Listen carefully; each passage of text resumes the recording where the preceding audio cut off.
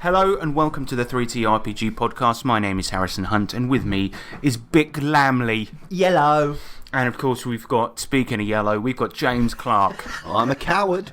And of course our very special guest was supposed to be Sean Hunt. And now let me explain, alright? So unfortunately, right, recently life has gotten in the way of things. Firstly for some good reasons and then for some very unfortunate ones, you know. So my wife decided very selfishly, might I add, to get pneumonia.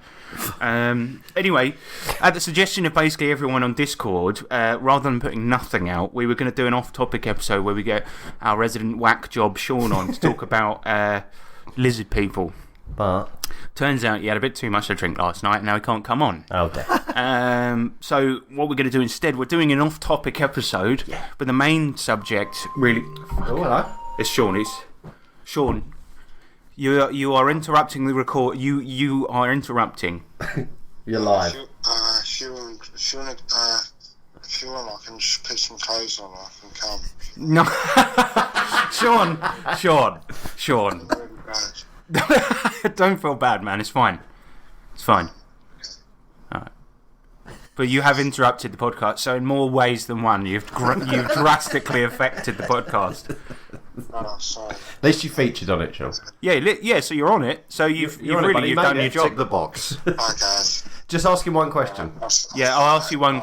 Wait, shut up. Shut up. Wait a minute. Let me ask you a question. Oh. No, it's gone. Right, yeah. So he's not coming on.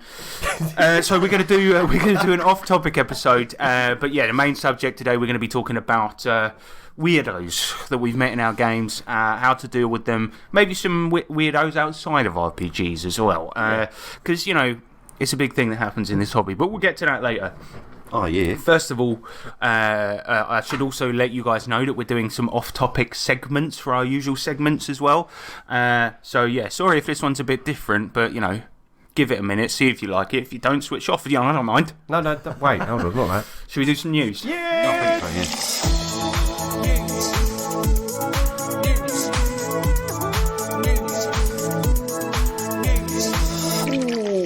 yeah. News punch. Queen dies, Q is born. Have you heard about this? Well, the 24-hour queue. Yeah, so the Queen died, right? And, you know, God rest her soul. We can't be anti-royal on this podcast because, as you've recently seen, there was a guy that started shouting about Prince Andrew being a paedophile. Yes, and he got arrested very hard. And he's just spitting the facts, let's be honest. But actually, it's not facts because I don't want to get arrested as well. No, that's right. So as much as I hate the royals, I really love them. I like the Queen. I did like the Queen. Well, now she's dead. No, I've always liked the Queen. Even though she had Diana killed.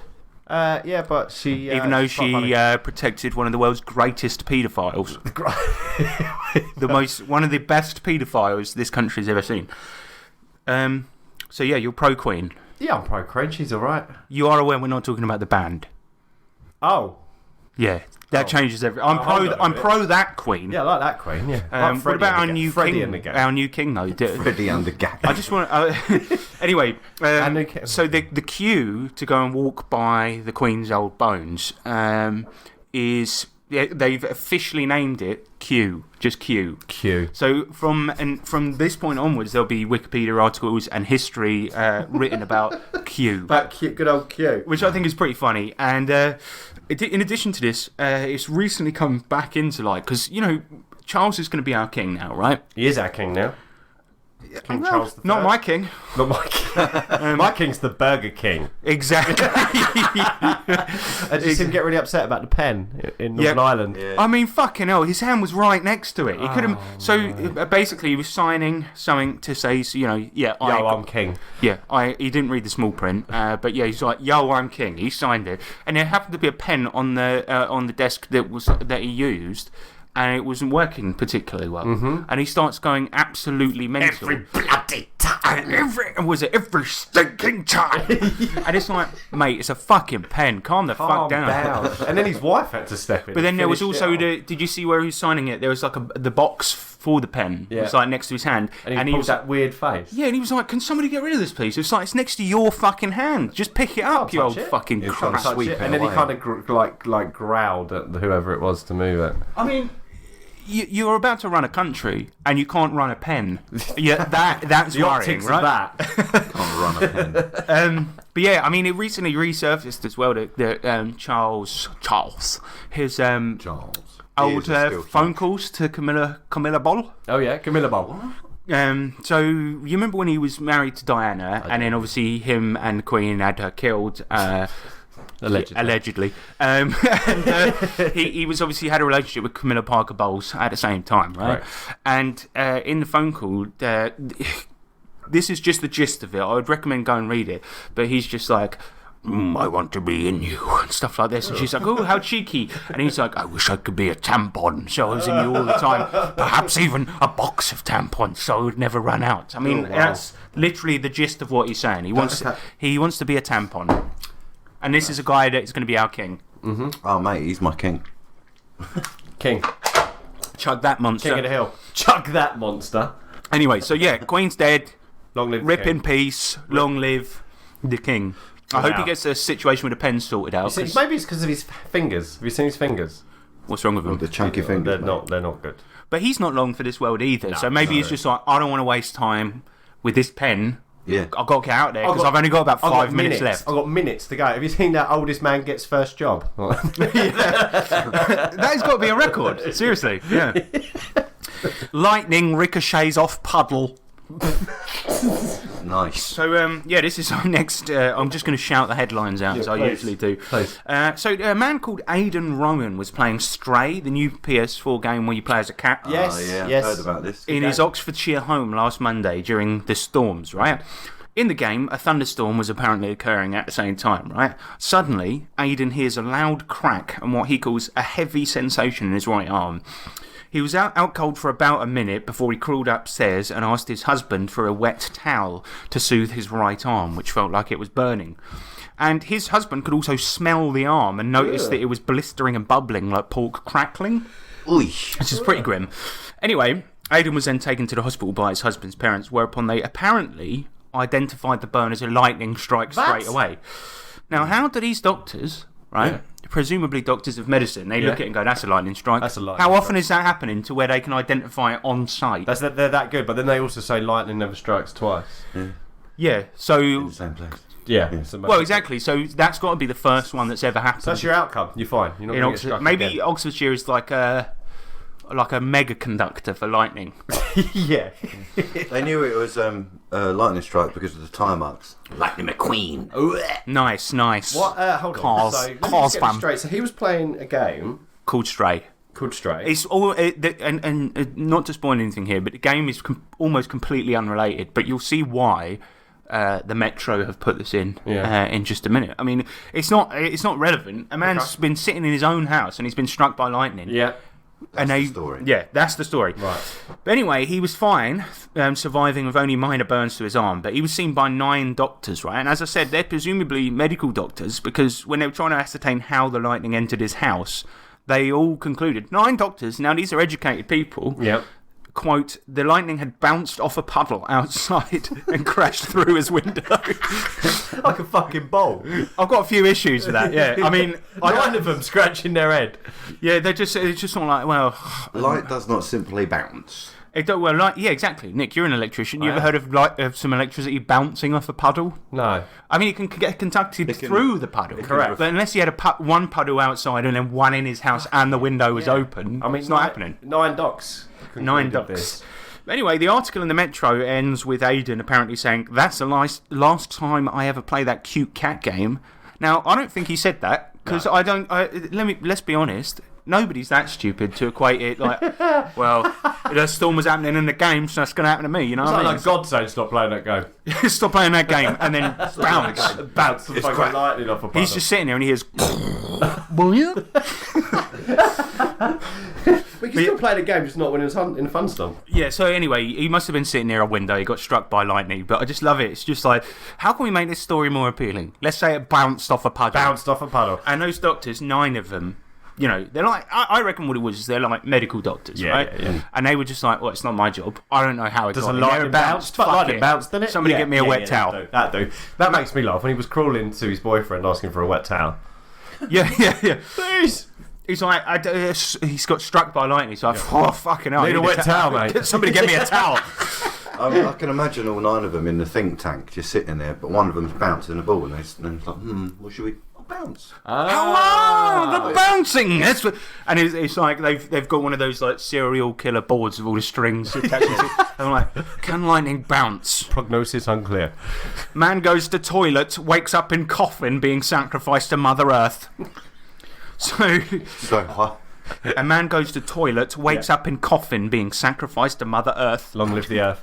A man by the name of Victor Hugo Alvarez had been drinking heavily before a grand opening of the Mother Earth Festival in El Alto, Bolivia. Now, at this festival, right, indigenous people offer up various sacrifices to Mother Earth, including goats, sweets, chocolate, all sorts. But before the festival starts properly, people are allowed in to party and eat various foods, dance, get drunk, whatever. Now, Victor remembers dancing and getting drunk, then little else of the first night. But during the night, while he's asleep in his bed, he goes to get up for a piss, and then he realises he's not in his bed. He can't move. He's in some sort of box, and for some reason it has a glass lid. He smashes the lid and dirt starts pouring in. Thankfully, right, he wasn't buried too deep and he dug out before going to the police. Now, the police didn't really believe that he was a sacrifice, instead coming to the conclusion that he was drunk and probably did it for a bet or something. So instead he went to local newspapers, and as a result we can see a couple of pictures where you can see that Victor is covered in dirt and his hands are all fucked up, you know, supposedly from breaking out of this coffin. Yeah. But supposedly the police told him when he turned up, oh, you'll be alright, mate. Now, I've looked at the pictures, and if I'm being completely honest, I have a theory about what really happened here. What happened to Victor? I think he got in a fight, right? Yeah. And where window, a glass, something like this was involved, and he punched through it, right? Yeah. And then he went to his mum, and he's gone. Oh, no, I wasn't in a fight, and all of this. I was buried in a coffin, and a glass lid Really for some weird. reason. Yeah. Yeah, and she's like, right, well, you better go and tell the police then. Yeah. He did. They hand waved him away, and so his mum's like, well, people need to know about this. To the papers. To the papers. Like, that's what I think happened. I think she's tried to call his bluff, and he's called her bluff. He's bluffed her right up the chuff. I know. Oh my goodness me. So yeah, because if you're gonna bury someone alive, don't do it in a glass lid. No, don't do it really shallow. Yeah. Well, and also, how many coffins do you know that have glass lids? None. Yeah, and why? 0. Why was it so lightly buried? Did it not compact the dirt? Yeah, because if you're gonna bury somebody, right, you're gonna do a proper job. Because if they get out, they're gonna be wanting revenge. Yeah. So I don't think this man was really buried. I think he got in a fight, punched a window, punched it, rolled down a hill, felt embarrassed, just then come up with the whole mental idea story that he was buried. I was looking into this as well, and I tried to see if there were any other instances of people being sacrificed, but then I realised that if they were successful, we probably wouldn't have heard about it. Yeah, that's true. But yeah, so that is it for the news. Mate, you're welcome. You're welcome. You're welcome, everyone. So, shall we get into what we've been doing? Yeah.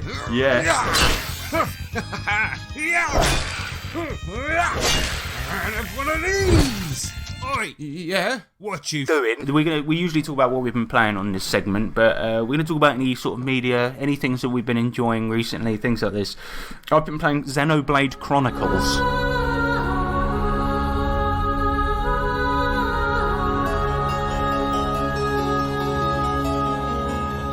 Number 3. No, number 1. Ooh. See, I've never played 2 or 3. This is a Japanese RPG that was originally for the original Wii, and got a remake on the Switch. And I saw that 3 had come out, and I was like, I played the old one before quite a few times, and I was like, I've never finished it, so I'm going to make a concerted effort to actually finish it. Do you know, see, it's a very, very complicated game, and I know people that have completed it multiple times and still don't know quite how the combat works. And it's like, I've played it 20 times. But the story is so good, and it's like the world is really good. It's like there's these 2 massive titans. One's made of organic material, one's made like a robot, right? Yeah, okay. They're fighting, and midway through the fight, both of them sort of run out of energy, and they just stop, and then life forms grow up on them, and people live on these 2 giant beasts. That's cool. It is fucking awesome, and it's like to give you an idea of the scale. On they're called Bionis and Mechonis, but on the Mechonis, there's a city, probably about the size of London, that fits into the palm of his hand, which was severed during the fight, so it just sort of lays at the bottom of this like endless ocean. Oh, nice. It's a really, really cool setting, and the actual writing is fantastic as well. It's all about so they have this war and Mechonists and Bionists, and all of these robot guys get absolutely fucked up by this legendary sword called the Monado.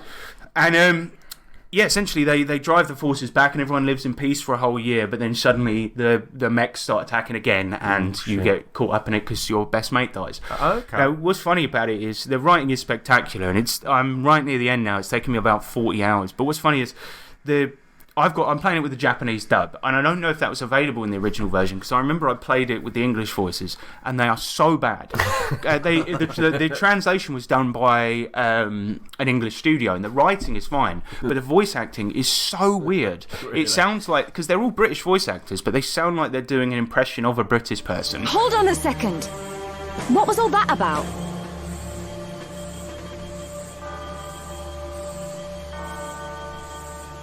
I know you won't believe this, but Shulk can see the future. As I said, the legendary weapon is called the Monado, and it's like, are you going to use the Monado? And it's like, the way it like sounds like they were obviously, the cheapest ones going, probably. Yeah. But I remember I turned it on for like one cutscene while I was playing it recently, and it's like, maybe we should do a bit of recon. Right. Yeah, maybe we should. And I'm like, why do you sound like no human has ever... Dyke from fucking Bed Knobs and Broom. Exactly, yeah. So we're off to see the Mechon. But yeah, great game, and it's a hell of a lot of fun. I think actually, and this is where my shallowness really comes out, but I'm the type of person that I know if I'm playing a long ass game like that, I want my character to look cool. Yeah. And I can't, because you're going to be staring at the back half of a man for like 60 hours. You want it to be a nice looking back half of a man. Correct. In the original Xenoblade, whenever you equipped a piece of armour, it would show it, obviously, right? But none of the armour goes together. And I don't know if you've ever seen, there's a Pros ED video where he's like, when you equip gear based on the stats instead of how it looks. And he's got like a wizard's hat on, a pair of upside down glasses. And the final boss is like, what are you wearing? And he's like, it's my ass kicking outfit, bitch. But now you can actually customize what they look like, and it doesn't necessarily have to be what gear you're wearing. Okay, cool. And that's changed it quite a lot. Yeah. All the cutscenes are done in real time, so they're wearing the armour you have in the game, and it undermines it so much. Because there was one point where I put the main character, is called Shulk, I put him in... there's this like sort of tribal outfit you can get, and I thought it looked kind of funny. And then there was a really emotional, like melodramatic scene in it, and he just looked like he had fallen into a dressing up box and only just got out. That's brilliant. But yeah, it's a great game, and if you like anime melodrama, like it's the best. Like it's got massive Attack on Titan vibes, like a lot of screaming, a lot of shouting, people talking about destiny and things like this. So yeah, it's fucking good. And it's really good. Yeah, and there was one scene I just wanted to mention. I just got to the end. There's a character that's in your party that's a robot, and I won't spoil anything, but there's a point where she wants to get away from the party, and she goes, I'm just going to go outside, I need some air. That's her excuse. And somebody else comes out and goes, I could tell, something was up. And it was like, what, because she doesn't breathe and she's just said she wants to get some air? Do you think that might have something to do with it? Yeah, Xenoblade. Very, very good. The trouble is, I've had a look into 2 and 3, and 1 has very ridiculously over-designed characters and things like this. But 2 and 3, I mean, the amount of titties. Oh, really? It's just, they're ridiculous. They're like bigger than the ladies' heads. So I don't know if what have they done? I don't know, but it's just ridiculous. It's like if you have like a really serious cutscene, and then they've just got the craziest, like gravity-defying, boobs. Nuts. In addition to that, I also watched a film the other day called Wreck. REC? Yeah. Oh my god, it's one of my favourite foreign cinema films ever made. Wreck 2 is really good as well. It's really, really good. It's amazing, isn't it? Si no se acerca a ellos, no podrán hacerle daño. ¿Infectados de qué? ¿Qué les pasa a estos hombres? ¿Por qué están así? Hace minutos estaban tranquilos. ¿Pero de qué coño va todo esto? Seguros. El tiempo de reacción varía según el grupo sanguíneo y no se puede pedir. So, what's the twist? It's Brazilian, isn't it? Nope, Spanish. Oh, yeah. I'm terrible.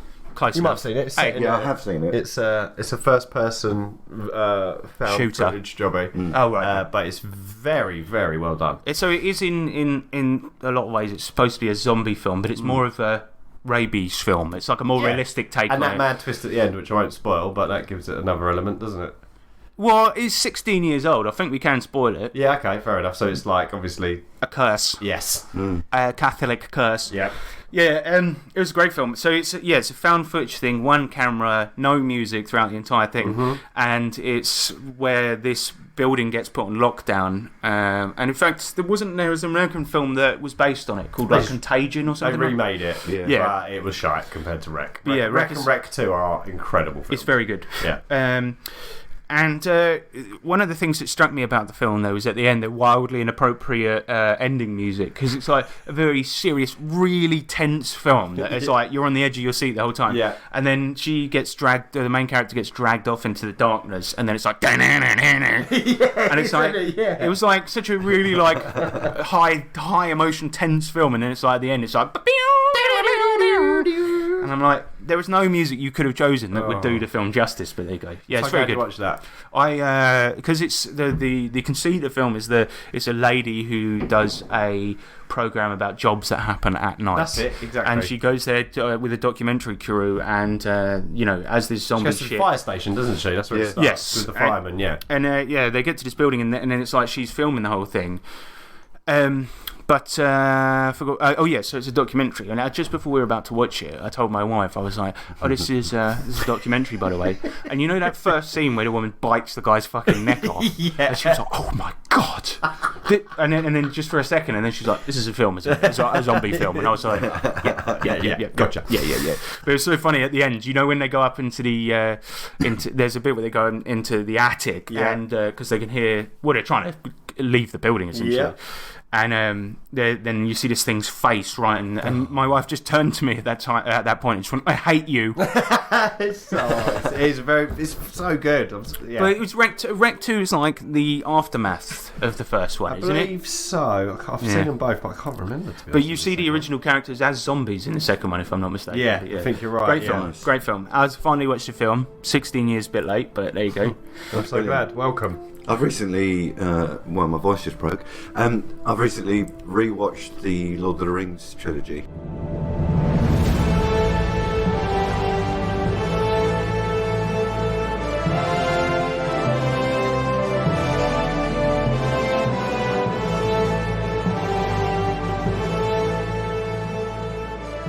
Yes. And you watched it with your daughter who's watching it for the first time? Yeah. Yeah, now someone had a go at me about this. They're like, why did you choose to watch Lord of the Rings first and Hobbit second? And I was like, oh, fuck off. Because that's how it was released for us. It's like, surely you have to experience it how it was, like, given to us. Also, there's nobody on this planet that would watch the Hobbit movie and be like, yeah, I want to watch the sequel to that. Because they were awful. But yeah, we are going to watch the... Why do you do this to yourself, Hobbit man? trilogy. It's because I want to Layla to get well clued up with all the lore and everything. To watch Rings of Power. Right. Okay. As well. All right. I've heard that it's okay. James does this thing, Nick, where like even if he knows part of a series is going to... Like, Bubblegum Crisis was a good example. Yeah. Because there was a lot of really crap spin-off series of that. And James was like, I'm going to watch them. And I'm like, looking at the Wikipedia, I'm like, that's like 40 hours worth of content. He's like, yeah, but I've got to. And the original anime was only 6 episodes. And that was worth it. But then James, he always has to watch all the things. All the filler. Yeah. Even if you, like, you'd be like, I'm going to waste my time. But I don't know why you do it to yourself. The only time I've done that you should watch. There's an edit of the Hobbit movie where they make it closer to the book and edit out all of the erroneous crap, and they edit the whole thing down into one 3-hour film. That's amazing. But you know, I heard Peter Jackson. Now, like the reason that he carried on making that is it Peter Jackson? Yeah.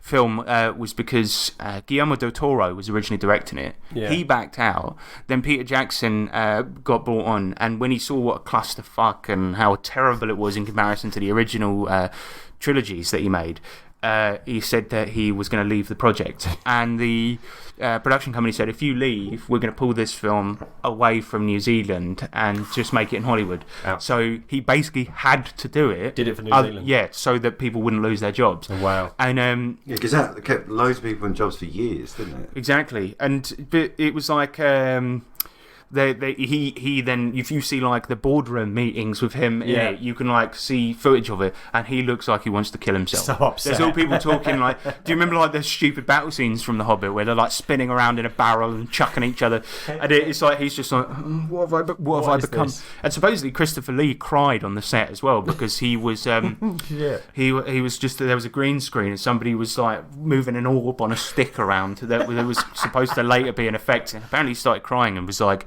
this isn't why I got into acting. And so, what have I become? fair enough. And he's a massive Lord of the Rings fan. Like, Yeah. So it was like, yeah, those films are very sad.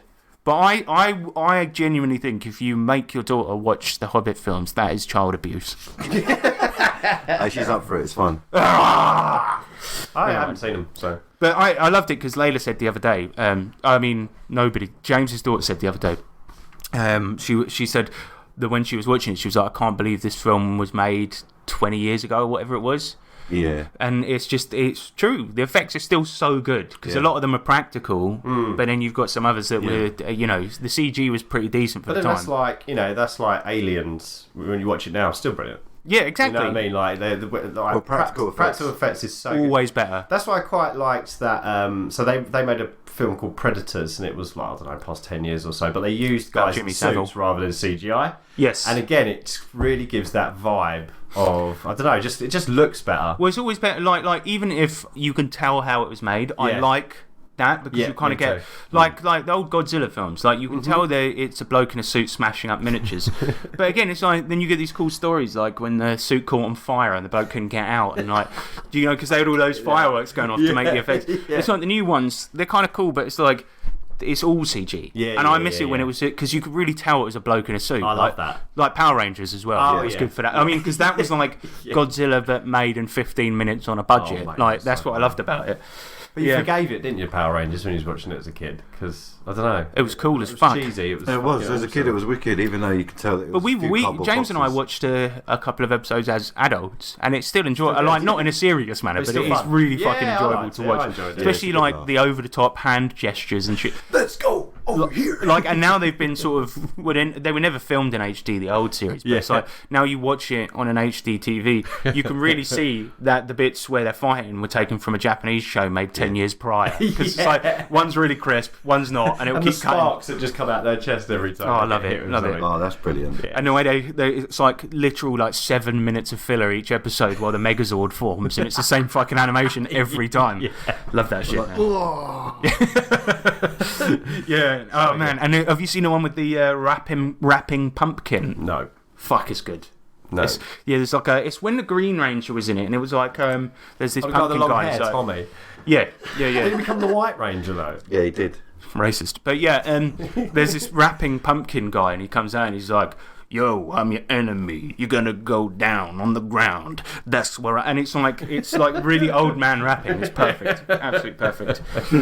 So other than Lord of the Rings, we've all been watching Married at First Sight UK. We have. Yeah, I've never seen this show before. I heard a lot about it. Same. You're the manipulator, not me. And I'm not talking to you anymore. I'm bored of you. Please, just listen to me for 1 second. Don't talk to me again. Just listen to me. You lying. See, I've watched the Aussie one a couple of times. Season 4 was meant to be off the hook. The idea is essentially what it sounds like. A bunch of people sign up to this quote-unquote social experiment. And these are experts, in air quotes. Well, I've got something to say about that. But the idea is that these experts have matched you based on all the things you like to your perfect partner, right? Mm-hmm. And you get married. The first time you see them is when you're at the altar, and they literally legally get married. Mm-hmm. Just checking the recording is still going, and it is. But yeah, fucking, it's very, very enjoyable. Yes, especially there's one couple. You guys are better with names than I am, but it's is it Duca and Whitney. Yeah, and she I think to get anything out of the quote unquote experiment. You notice in the show you have to get into it. You have to really give it the time it deserves. But this Whitney, she'd already decided the second that she saw him, he was 2 inches too small, right? He's still taller than her. And he did have a beard. Well, he has got a beard, but not big enough. Yeah, his beard weren't big enough. He was slightly, even though he's fucking built, and he's a good-looking bloke. Not as built as she wanted. Yeah, she wants fucking Liver King, and he's turned up, and he's more like. I know about him. Yeah, exactly. Oh god. But he's kind of nice as well, and very gentlemanly. He's a sweet guy, yeah. But I remember, and she, as soon as he steps up to the altar, she's just she couldn't give a fuck. Yeah, and as they say, you may kiss the bride, and like. A lot of the other people, they'll kiss them on the cheek or whatever, or give them a hug, and she's just like, I don't know you, and she does not give a solitary fuck, and she is really so. It's so annoying. It's like even when they're on safari, right? Because they go on a holiday after they get married, they're on safari, and it's like, look, even if you're going to get a divorce the second you get home, you can at least just enjoy each other's company. Fucking holiday. There's a zebra over there. You ain't seen one of those before. Get into it. So fake. Yeah. She's annoying. She is so fucking annoying. But then you see her like smile and sort of have a bit of personality later on. Yeah, you do actually. She has turned the corner. But she's still a bit cunty to him. And do you remember when she couldn't remember his name? She's like, what's his name? Doobie? Daku? And she thought that saying Perky Pete was like the funniest thing in the world. She just kept saying that like she made up herself. I just wants to be that's Perky Pete.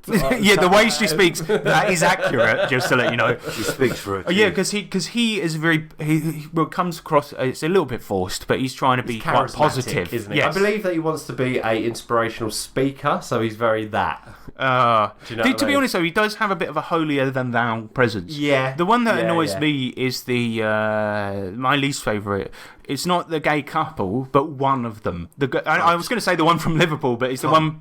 Tom. They're both from Liverpool. Adrian and Tom. You mean Tom? Yeah, Tom. He is... To death. Don't fucking touch me. Shut your fucking mouth. You're in my ear shut. I like the other guy, right? Because Adrian's so we were talking about this here. Now, I don't mean to...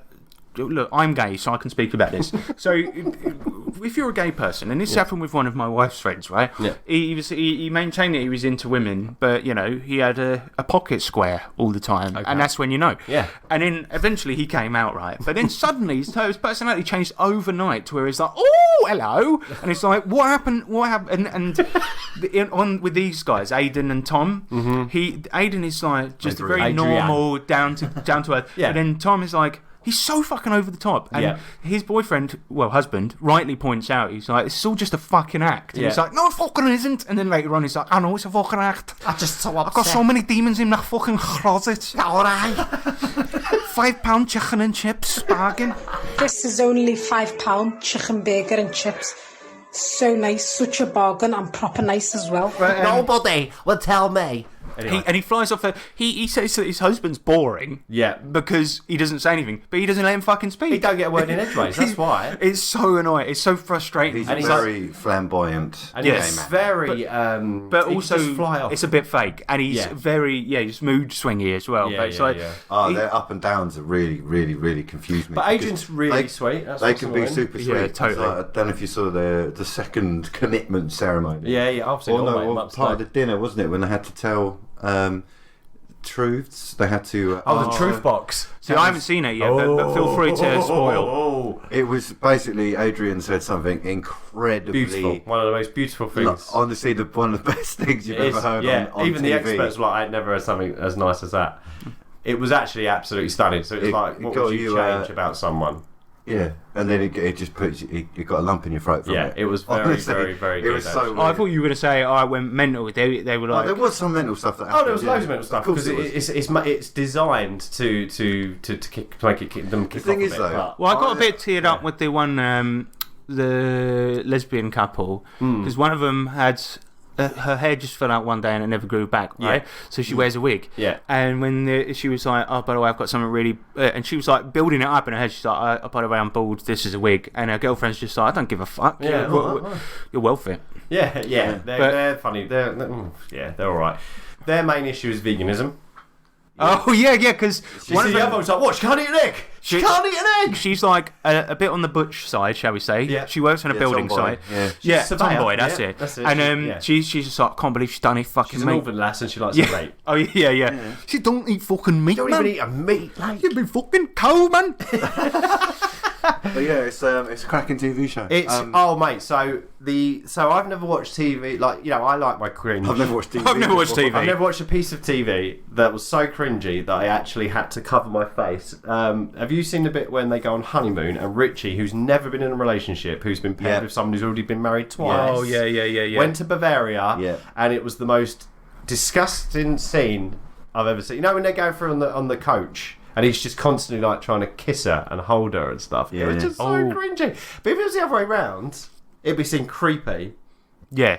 Like, so I don't know. Yeah, it's just a bit weird. He was very sort of puppy dog like because it was his first ever. He thought that this experiment would literally give him a wife. Yeah. And he was just like, yeah, it's time to settle down. I know, like, what, they're 50 odd, and that's why they went on the show. But also, she is much better looking than him. Like, he's an aging rocker, has never had a relationship in his life. Yeah. And she's got kids. She used to be a model or a dancer. That was it. Yeah, she's really attractive.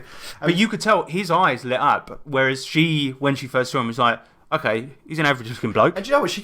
She really gave it a go though. So I got a commender for that. But he was like she said, he was just in love with the idea of being in love. Yeah, that's exactly it. But he's 50. He lives with his parents. He was in a band called Dare, wasn't it? Or Dune, or something like this.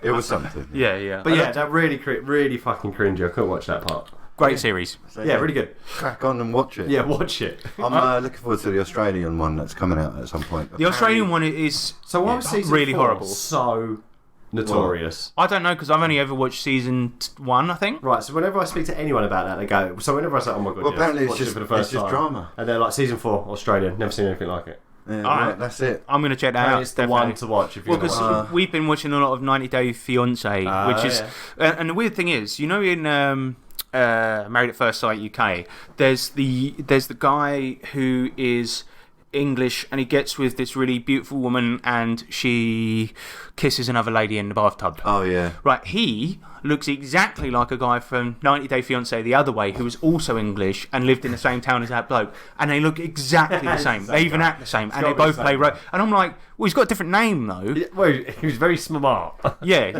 Haven't you been here before? No. No. I'm Jongo. Jongo. Hi. Yeah. Married at First Sight UK. If you can cop that, because it is. If you like cringe and you like drama, it's a good one to watch. I'm enjoying the fuck out of it. Yeah. Last thing on the list here is I've been playing Splatoon 3. Oh, did you grab it? Is it good? My brother actually very kind. Oh well, this was supposed to be. I was going to talk with him now about it, but maybe I'll call him. Call him.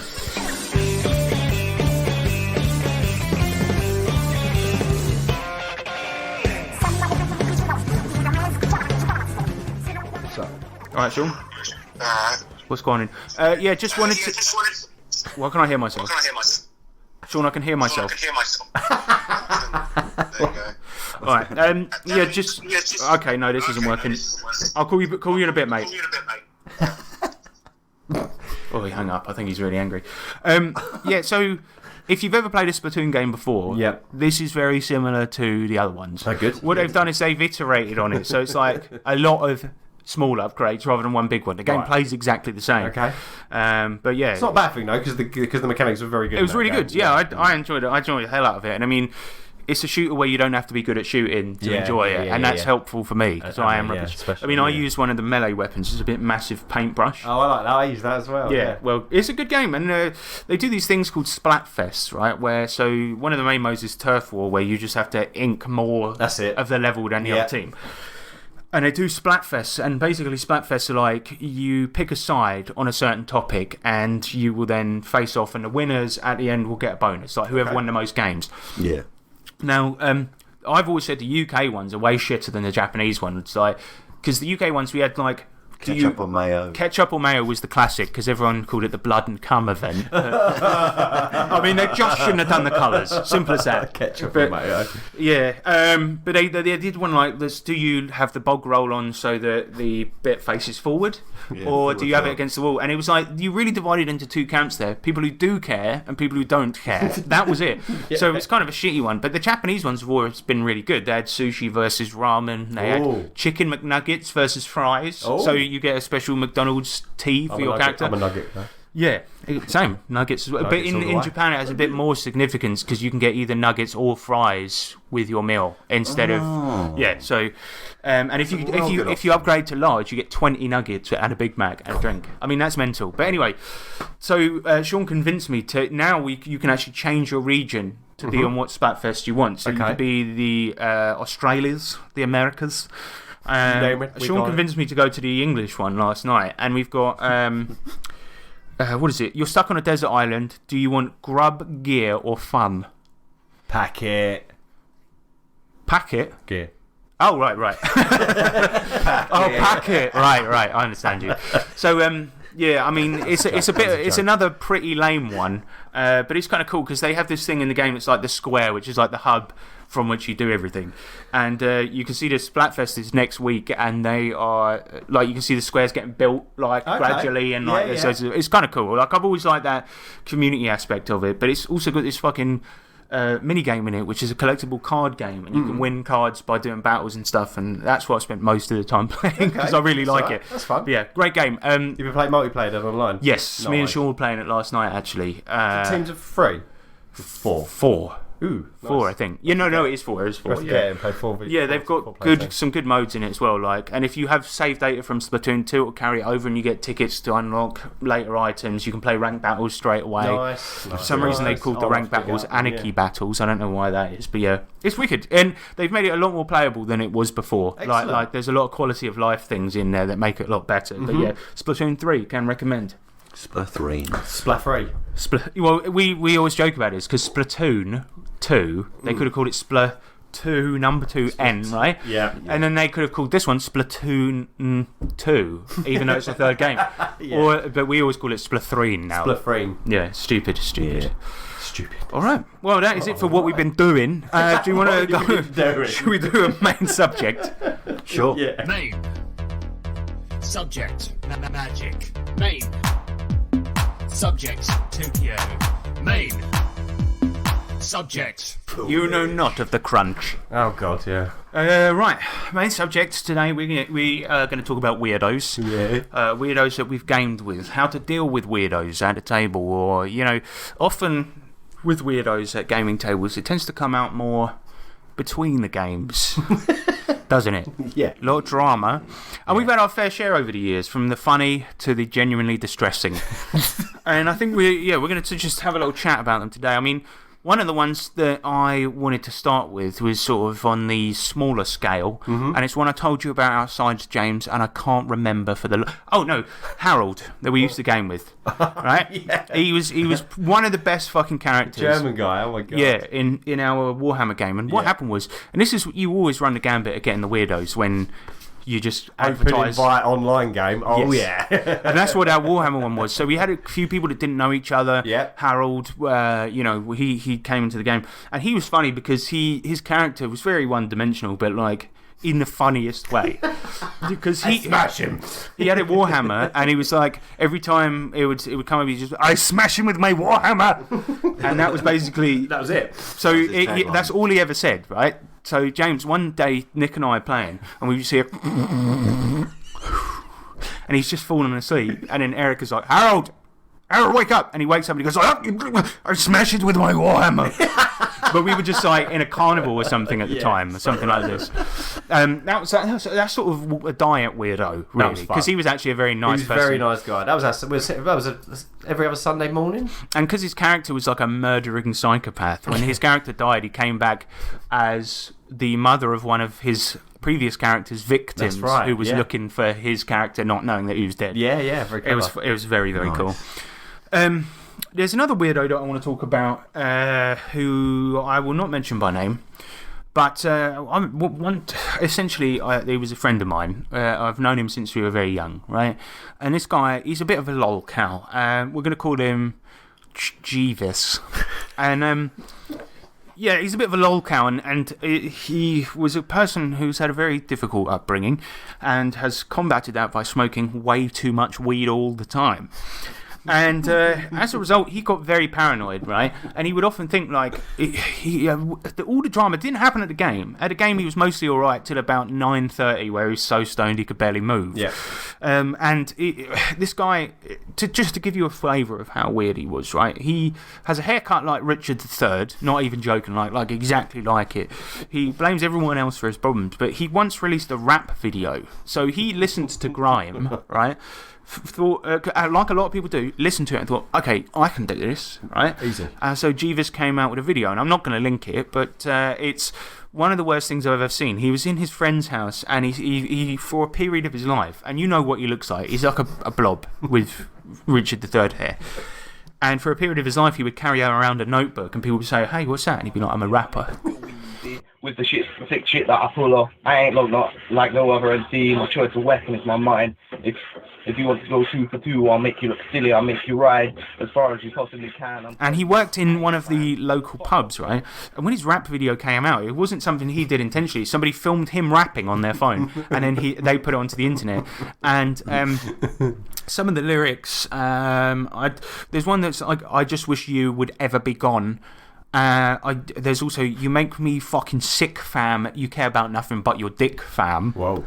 Which is pretty good. But yeah, and so it became quite legendary because his rapping skills were non-existent. I mean, there was no timing to any of it. Some lines were like 7 bars long, while some were like 3.5. Like, it was just mental. No musical talent whatsoever. And he worked in a local pub, and for a while, because the video got shared around all over the place. I mean, it's got like 1,500 views on YouTube, and that's probably the entire population of Red Hill. Right? Yeah, everyone's had a so look. everyone knew him, and for a while I'd be hanging out with him at the bar that he worked at, and people would come in and be like, "Seen your video, mate," and he'd be like, "Get out, you bard!" like straight away, instantly, and just mentioning the video was enough to get you kicked out. But it followed him for years, and it's still up. It's still up there, mate. Still there, mate. What's going on? Why do you keep looking at the mixer? Because it's bigger than...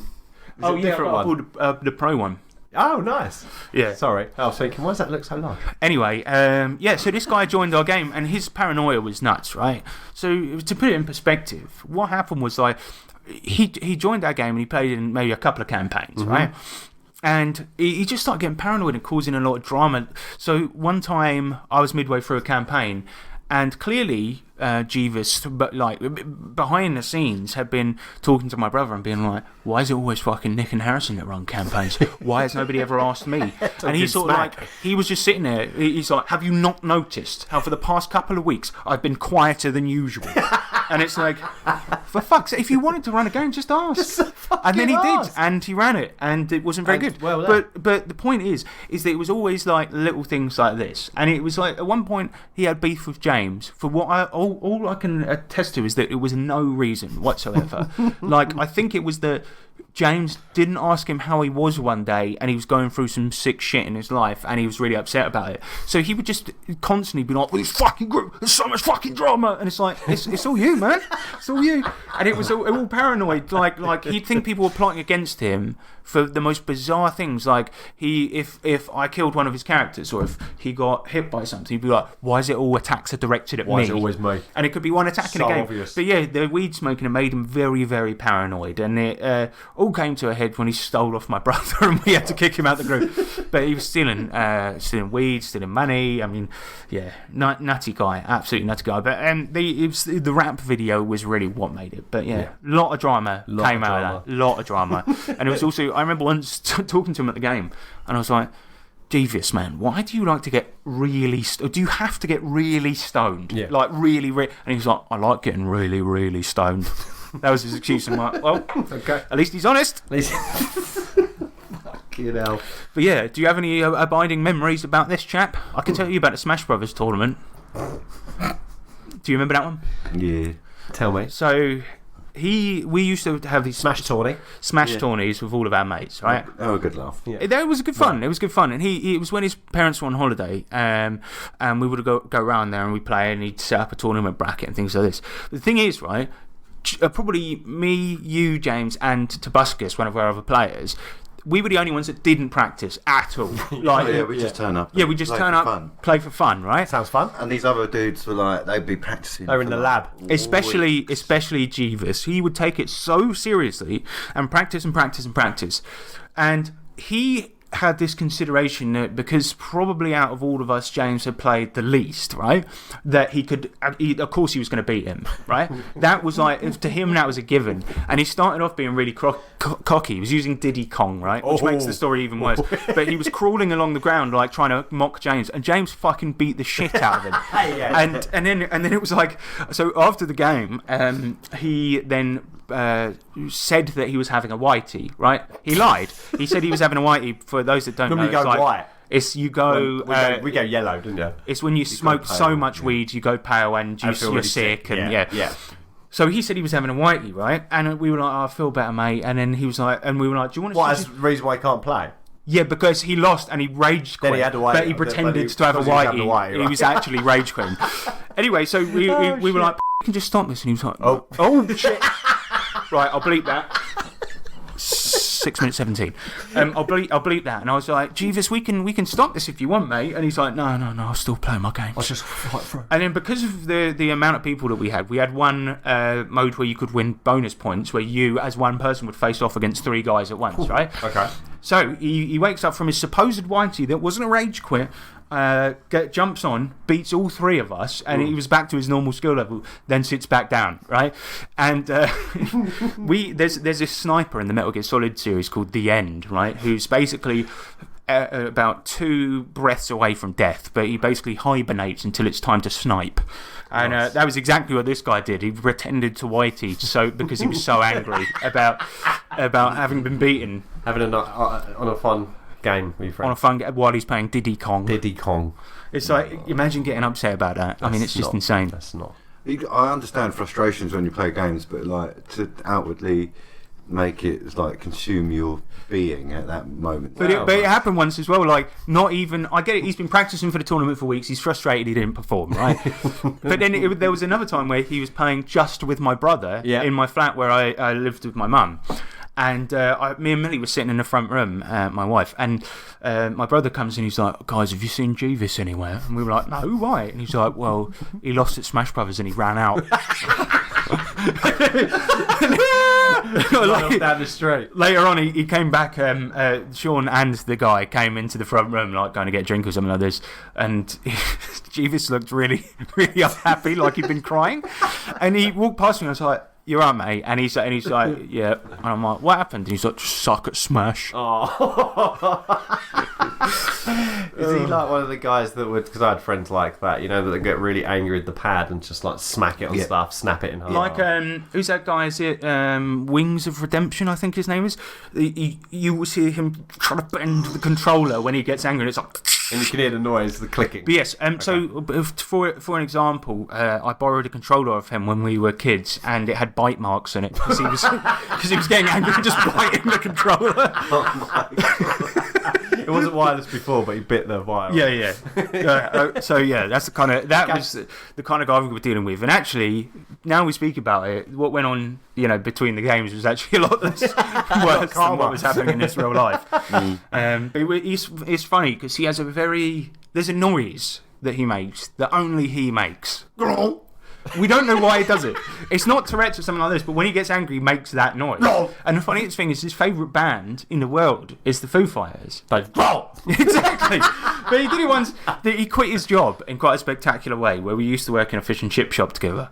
And he threw some chips on the floor and basically called the guy a cunt and then left. Anyway, of course, the guy, first thing he does is call Jeeves' mum, right? Because we were kids at the time. Yeah. And tells him about it. Anyway, Jeeves then, he gets off the phone to his mum, realises he's made a big mistake and throws his phone, right? Okay. But he was supposed to throw it onto the grass in the park, but he hit a solid bin, and his phone shattered into pieces and flew everywhere, and then it just went growl. and just lay down on the floor. You do? Yeah. Oh, God. Fascinating person, Wow. really, honestly. Yeah. Oh, dear. But now we need to talk about pornography. Yeah. About bloody time. Hi, welcome to McDonald's. What can I get for you today? The reason that we did this topic, right? And I know I've been talking too much, but I think we can all weigh in on this a bit. Mm-hmm. I'm not going to name the person by name, but there is a player that I've played with many times who I have quite a lot of respect for and I quite like. Yep. I'm not going to name him by name. Good as person, I'm good also going to person. say that I still like him. Mm-hmm. But he's recently got into, and he went to great stretches to have me not listen to this. Yeah. But he's recently got into making audio porn. Mm-hmm. Do you want to just explain what that means? Sigh. So, what it is it's. That's basically the summary. There we go. It's porn where 100% of the time, right? It is a man acting with himself, doing both parts and making noises by, I don't know, like squidging a fruit about. Is it or like whatever. ASMR? It can be. Perverts. It can be. It can be. But then I've heard some very loud and very just like. But yeah, this chap he makes this audio porn, and if we're on the surface, there's nothing really wrong with it, right? And I don't have a problem with it. But I met up with him once, and he told me about it. And I was like, right, cool, all of this. Thanks. And then all of a sudden, my wife gets a text. And he's like, oh, by the way, I remember you saying something like, you're into this. Here's a link to my stuff. I hope you enjoy it. If you're into this... I remember you saying you were into this. I made a joke about it in front of him. Yeah. I made a joke about something. Yeah. I'm not going to say what it was, but I made a joke, and he assumed it was serious. Sent porn of himself to my wife, right? And I'm like, at the time, my initial thought was like, this is deeply funny, and I shouldn't care. But I sort of spoke to the guys about it, and I'm like, I think I need to beat him up, but I'm not sure. Should I feel bad about this? Well, it's a bit of sort of like that line you shouldn't cross. Was it a good one? What do you mean? Was it a good one? That's got no play in it. I don't think read in the room. It's not the quality that was the point. I'm like, listen, you sent some low quality porn to my wife. If it's high quality, I'd be pleased. Then we're fine. But you're wasting her time. The thing is, right, as far as I understand, the reason for sending was not for critique. It wasn't. This may be a bit weird request, but does this? Can you listen to this and sound? Yeah, and tell me. But it was more of a. Does it sound like me fingering hair gel, or is it actually more? Yeah. Instead of like, oh, did he sound real or something like that? Okay. It was feedback. It was like, I think you might fap to this. Yeah, Wow. that was the. It's Friday night. You're welcome. Now, that was honestly what it was like. And Millie was laughing. She was sort of like, look, how can we be mad at this? Because it's so non-threatening. It's not as if I'm going to listen to this and then immediately go off with them. And I'm like, well, I know that. But like, say for example, if James sent her a dick pic, right? It wouldn't be threatening at all, right? Because you can't see. But the thing is, you're not. But it's still out of order the to intent, do, isn't it? You know what I mean? It's the intent. Yeah. Not the material which it's delivered. That's fine. But if I sent her one, but with the now it's all right. Pretense of saying, can you just see if this is a good quality? Let me know if this is a good angle. Is this a war or is it? Can I just pick this off, or do I need to see someone? Gross. We haven't seen Harrison's wife since, so. Yeah, and oddly, I keep hearing her in the background when I speak to him on the phone. I don't know why that is. But yeah, so he sent this stuff over, right? And okay, his intention was for me to never hear any of it, right? Mm-hmm. Which makes it also slightly worse. But he also, the second he told me about it when we met up, prior to him sending it to my missus, I said to him, can you please send me a link? And he was like, no, you'll use it on the podcast. Now, I must say, because it was an explicit thing sent to my wife, she has shared it with me, mate. So, sorry about that. But I have listened to quite a lot of it. And I don't know what it is, but I think it's some sort of grim fascination. Mate, listen to it. So, oh yeah, I did. Yeah. I forgot about that. I don't know, but is it out of order for me to have shown it to somebody? Because I feel as if... right, anyway, look, I did. One person. But anyway, we were at the game one week, right? And I said to James, like, look, I listened to this last night and it's made me feel a bit strange because he's like quite a close friend and this and the other. I said, right, I'm going to put it on. James tried to run out into his garden to avoid it. And then just as I just skipped forward really quickly, and just as he was about to close the door, we heard... Well, that's what I heard James, he closed the door and I heard him outside go... He came back and he was like, right, I've heard it now. You might as well play a bit more of it. But it's like we heard. He's trying to shit out a poo. Because 100% of the time, because the subreddit where all this stuff exists, right? I've been through quite a lot of it, and I've got to be honest, it was because I was trying to find it. There's some fans there, though. There's some fans. There are, but it's always men, and there's always them men on their own doing both parts, 100% of the time, and it's always really specific things. It's like your dad's been turned into a book, so he's technically no longer your dad, and you're having sex with him. It's like Chuck Tingle vibe. Chuck very vibes. Chuck Tingle, but without. Should we recreate one now? No. No, God, I almost did it. No. But the noises. Hello. No. The noises, Nick, they're so I just bad. walked into this office interview. Nick. Well, I've got this year's performance review, and you've been a naughty boy. Well, luckily I've brought along my little friend with me. Hello.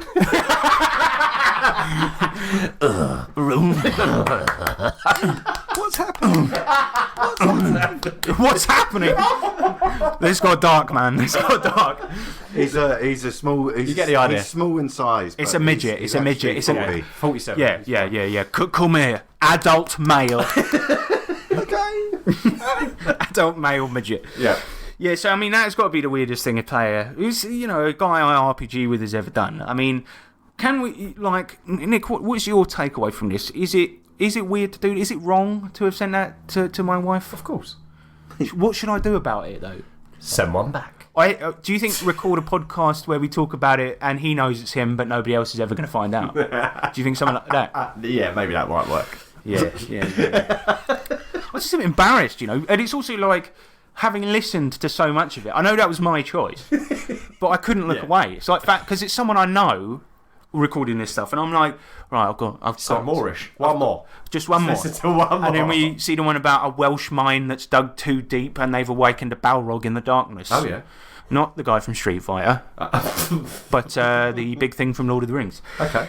Yeah, so, it's good stuff. It's quality content.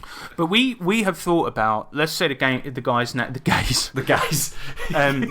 is Crunkle. Right, we thought about doing our own account, but calling it because Metal Gear Solid, you've got Solid Snake, and then his sort of opposite and an enemy is Liquid Snake. Mm-hmm. So we were thinking of doing Liquid Crunkle, mm-hmm. and doing the exact same scripts, but editing out all the sex, and just making it so they're one with the mine. It's just a meeting that's happening, but it's our voices as well. Let's do it. But it has led to quite a funny, and I won't do the voice, but it has led to quite a funny thing because the guy who makes these things, he's got a very loud voice. I'm not going to do an impression of it because everyone will know who it is, but he's got a very loud and distinct voice. And my brother told James when we first heard about it that Crunkle was saying mfash. Come. Yeah, it was cum, but then now it's evolved to mfash. This actually comes from a story. Once James threw a drink at somebody and he described the sound as fash. And so my brother keeps on, at every game we play now, he shouts out, mfash. So he'll shout that out. But we've got an episode title if we need it, so. Mfash. Mfash. Fucking hell. Mfashionoo. John Fashionoo. John Fashionoo. John Fashionoo. John Fashionoo. John Fashionoo. That's John Fashanu tonight on BBC Two. Yeah, so that's one of the weirdest players we've ever played with. Of course, we've talked about others, on this show before, like the guy who showed us an anus. Can you think of any good examples, Nick? I'm trying to think of the cons. Yeah, because cons is where you tend to get the weirds. Yeah. But we've had pretty good luck, I think. We have been pretty. Yeah. Yeah. Well, most of the weirds have just not really. They can't really sit in a category of weird because they're all weird together. They've just all been nice. I think that's the beauty of a con, isn't it? Yeah. It is, but like at UK Games Expo, for example, we played with mostly, in fact, 100% really nice people. Yeah. There was like maybe one or two weirdos who they've definitely got like skull ornaments all around their house. But like, it was like Dragon Meat as well. I mean, everyone was awesome. I mean, obviously, meeting them drunk blokes was terrifying. Yeah, those are big fantastic weirdos. at the same time. Yeah. But yeah, I think that's probably those probably count as the weirdest people that we've ever played with. Gotta be right. There's porn guy. There's the other guy. There's Oh, what about? Yeah, I could say all the weirdos, the actual like weirdos that we sort of sat with. Like we mentioned a dude when we were in Con on the Cob, who he just appeared at a table. Yeah, because he was good weird. Was that the guy with the chainmail on? No.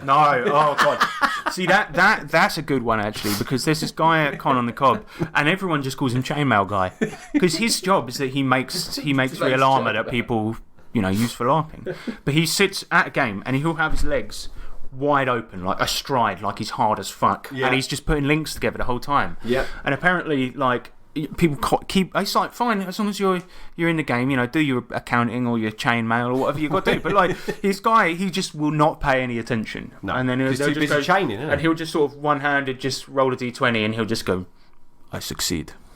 Back to making a chainmail. Oh dear. It's like, man, you are so fucking cool. But then I also saw sorry, furries, but you are weird.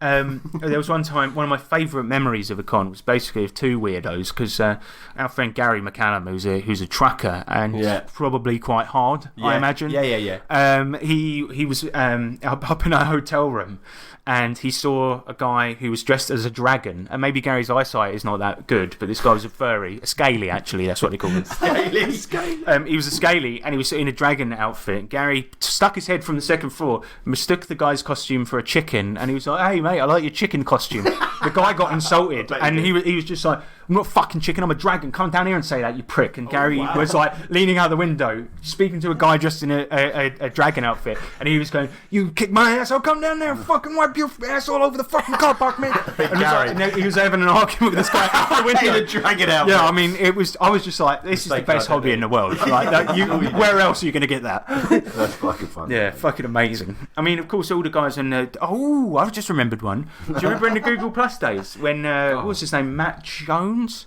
Do you remember Matt Jones? He was a thoroughly nice chap. You met him. Yeah. Right, and he invited one of his friends onto the server. Yeah. And he was like, "Oh, this guy wants to join Nerds International, playing some of our games. He's really nice. He's a bit of an oddball, but I reckon you guys are going to like him." And he just did nothing but post furry porn of foxes constantly. Do you remember that? Yeah. Oh my god, he's a bit of an oddball. And do you remember, like, people just started arguing with him? They're like, "Can you not post that, please?" And he's like, "You trying to stop me from being myself? You fucking go." I mean, that was when they only made it worse, because it was just, and like, it was like one of them was a fox with his spread arsehole, and you could see the anus. Yeah. What the fuck? I miss Google Plus. Well, I don't miss that part of it, but I do miss it for certain. Google sphincter.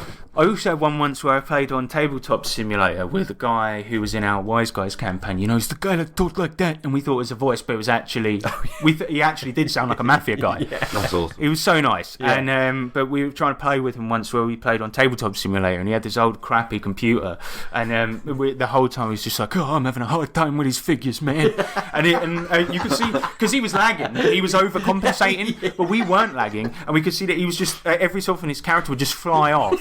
And then also everything else on the table would get knocked off. And we played a 3-hour game, and it would be like, right, you take your turn. Then we'd hear nothing, right, because he's lagging so hard. Then like 2 minutes later, he'd be like, "Okay, I'm moving," and then you would see his character start going, "Woo!" all around the board. And it was so painful. That was like Gartar. I was struggling on Gartar. That was bad. Knocking stuff over. Well, Gary is a guy that is unashamedly a bit strange, and he did this. It was awful. He wears it well, though. No, exactly. And Gartar was such a fun game. It was. At the end, we fought giant vaginas. Yeah, called the Anagavs, because it was a vagina backwards. And I remember us recording the video of it, and we were going to put it on our YouTube channel. But once we saw that in, we were like, "No, we don't want to get banned from YouTube, really." So, we'll allow that. So funny. But yeah, weirdos, man. Let's ramp this up, and we'll go on to some electro letters. Right. But no, we're not actually. I've got another segment for you guys. Yeah, if that's all right. So yeah, weirdos. Send us in your stories about weirdos. We love them. Don't message saying we're the weirdos, because I am not stuff. Don't you send my wife porn again. Any of you? Oh, they're going to do it now. That fucking furry guy's going to come out in the woodwork, and Millie's going to be like, Remember me? This guy sent me this cool artwork. All right, we're going to do Dragon or Blaggin'. Yes. It's an off-topic one. We're doing anime names. Roll up, come and play Dragon or Blaggin', a game where you could win big. Under this box, do I have a dragon, a mysterious creature of mythical origin, or is there in fact nothing? Am I blagging? Well, find out now, only £10 ago. You, sir, come and play the game. Who? Me? Yes, you. Come on, come and play. Dragon or Blaggin? Ha ha! Okay. So the idea is, right, in each, I've got 5 questions for you. In each of them, there's 3 options. One of them's a real anime. The other 2 I've made up. Okay. It's your job to identify the real anime. Yes, please. Question 1. Which one of these is the real anime? 1. I am a teenage dirtbag. She doesn't know what she's missing. 2. If I don't successfully pick up 420 girls, I'm going to die in a lot of different ways. Help. I became my girlfriend, in brackets, and she's a devil. Oh, mate, it's got to be number 3. Number 3. No, you are wrong. It is, if I don't successfully pick up 420 girls, I'm going to die in a lot of different ways. 420. 420. I mean, I'm sure that was intentional. All right, number 2. Question number 2, option 1. Option A. Option beginning. My mum is a cop and I am a killer, redemption. Pretty foreigner Chantel, black woman Osaka. Do you love your mum and her 2-hit multi-target attacks? I'll go for number 1. Yeah, I'm going to go number 1. It is. Do you love your mum and her 2-hit multi-target attacks? It might be that one. Unfortunate. Mate. James, you're the biggest anime fan out of all of us. You've probably watched some of these. Even the ones I made up. Yeah, I've only watched the ones you've made up. Brilliant. Question 3. First option is Ultimate Breast Regarder Susumu. Chosuke no Legs Short Skirt Panic. Or Butt Attack Punisher Girl Gotaman. Oh, mate. Number 3. Gotaman. The Gotaman sounds fun. Yeah, it is, in fact, Butt Attack Punisher Girl Gotaman. What the fuck is a Gotaman? I think it's a person's name. Gotaman. Gotaman. Butt Attack.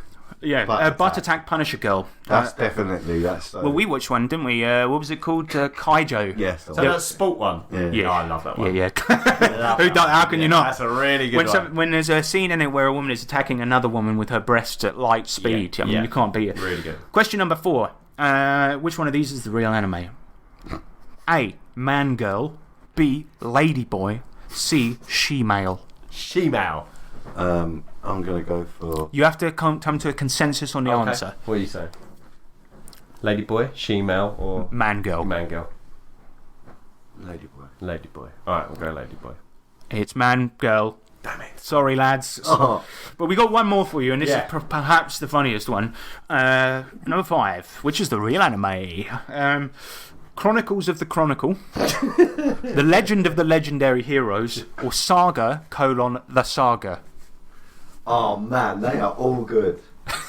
They are all good. Just once more, those options are Chronicles of the Chronicle, The Legend of the Legendary Heroes, or Saga, the Saga. Saga, the Saga. Nah. Do you want to go for that? Is it? Do you want to go for that? Yeah, go on. Saga, the Saga. No, I made that one up. The real one is The Legend of the Legendary Heroes, which is just amazing. Because you could just call it The Legendary Heroes, and it means the same thing. Yeah. I mean, it's like one step removed. It's a legend about a legend. Yeah, that's exactly it's like there once was a legend, and in that legend was another legend. It's like Inception. Yeah, exactly, but better.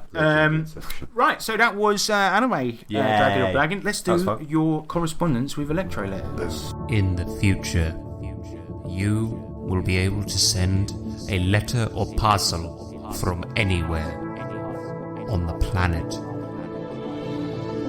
This, sir, is the Electro letter. First one comes in from Dr. Mumson. He said, have you read Stephen King's Dark Tower series? What did you think?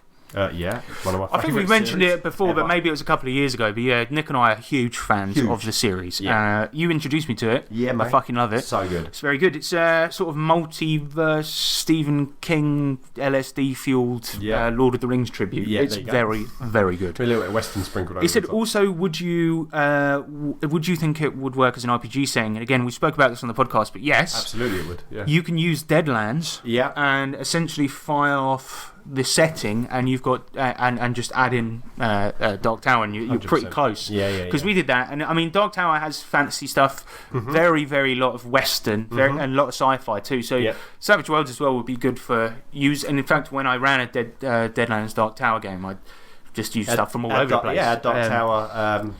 it would work as an RPG setting. I'll say that when we did it, where Stephen King's Dark Tower is where a lot of his books meet, you know, in this weird world. But like the way I did it was that it was instead of people from Stephen King books, it was characters and events from our games. That's right. So if you've been with your group for a long time, do that. It's the ultimate like nostalgia fan wank type thing. Yeah. It was awesome. Yeah, absolutely fucking brilliant. Yeah. Dark Tower. What are Sean's thoughts on... Oh, no. This is Ace. He says, what are Sean's thoughts on cheese on toast?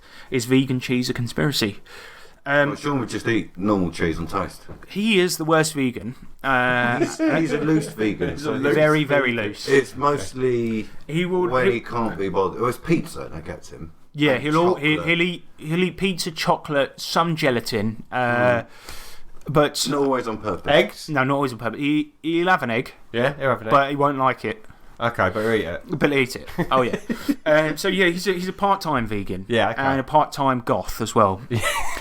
No, I don't know. Have you ever tried vegan cheese, lads? No. Yeah, it's disgusting. It's fucking horrible. I'm not surprised. What's it made out of? I don't know, cardboard or something. Whey. Whey. I always see that when I'm going through the supermarket. If I had a TikTok, which I don't. Yeah, but no, you see like the main one, it goes whey, and then you see diet whey, and you just go whey. Speaking of TikTok, there's a guy on there that does roll for sandwich, and he's a DM, and he's obviously got a dice tower and everything, and he rolls the whole sandwich every day, and then lets the dice decide. It's quite fun. That's a good idea. But yeah, vegan cheese is fucking horrible. It's so rubbery. I make my own ones. Do you know those? What do they call them? It's like B12 Enagavita. It looks like fish food. Do you know that stuff? Yeah. But the brand I think is called Enagavita, right? But it's like something like protein flakes or what is it? Yeast flakes. That's what it is. Wow. Okay. Right? And I made my own when I was a vegan for a short amount of time. And you had to blitz up cashews and chickpea water and this Enagavita stuff, and it smelled like feet and it tasted worse. It was really bad. And they're like, "Oh, this is a good replacement for cheese." And I'm like, "Yeah, if you can't taste." Yeah. But then we bought some as well. It doesn't melt properly. Like I did a pasta bake with it once, and it was like, you know, when you want the top to go a bit crispy, like it didn't do. It just stayed as rubber. So we had like a pasta bake that you could cut into slices. It was really horrible. Sounds terrible. Yeah, vegan cheese sucks. So what's his take on cheese on toast was the question. I said he'd eat it. Well, he's not here. He would eat cheese on toast. He would eat it, but I saw a thing on... It is a conspiracy. Yeah. If it's Sean. Yeah. It's a conspiracy because they're conspiring to make cheese but not actually doing it. Yeah, and what's sad is no one talks about the innocent vegetables that get killed. Fuck it. One of James's colleagues was trying to convince me in the pub once that a tomato was a sentient life form. Do you remember? They can scream. It was your Scottish mate. He was like he's trying to do a sort of gotcha moment because I think I was a vegan at the time, and he's like, "Why'd you eat tomatoes then?" And I'm like, "Well, because they're a vegetable, mate." And he's like, "No, they aren't. They've got feelings. So why'd you eat a tomato? Look, tomato can scream." And he, no bullshit, showed me an article from The Onion. And I was like... Because he was kind of older than us, so I don't think he knew what The Onion was. And he's like, tomatoes can scream. He ate The Onion. I cracked up, man. I was just like, oh, God, he ate The Onion. Yeah. Ace follows up with a question. Is James worried about Halloween? What is that about? Because pumpkins. Fucking brilliant. Are you? Fucking brilliant. Always. So, like 4 years ago, we called him Pumpkin once, and it sort of stuck a little bit. And now it's gone. That's fucking hell, that's a deep cut, Ace. Well done. Well done. Well done for listening. James Pumpkin. But are you worrying that somebody's going to hollow you out? They already have. Don't have to be Halloween for that. Okay, I did ask for off-topic questions, but these idiots in our Discord have done it again. Okay. Bargle the Infamous says, what was the first RPG you ever played? If it was D&D, what was the first non-D&D? Nick, yours was Call of Cthulhu. Yeah. James, yours was D&D board game. Mine was D&D board game. First non-D&D one I ever played was... Pathfinder 3x5. Yeah, Pathfinder.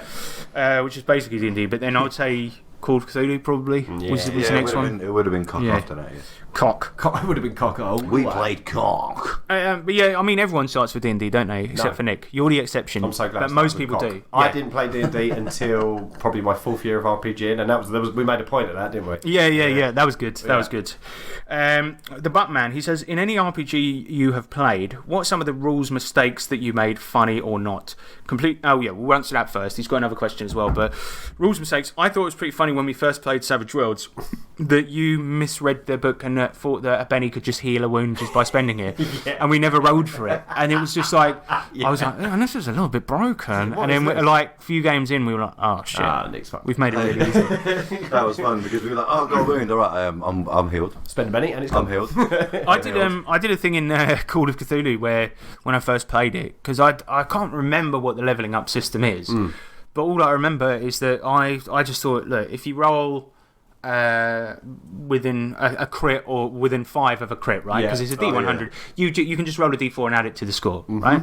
I think that's a pretty decent, because I was like reading the level up and I was like, oh, it's too complicated. I'll just do this. It's probably not the best system, but I was like, I don't mind it.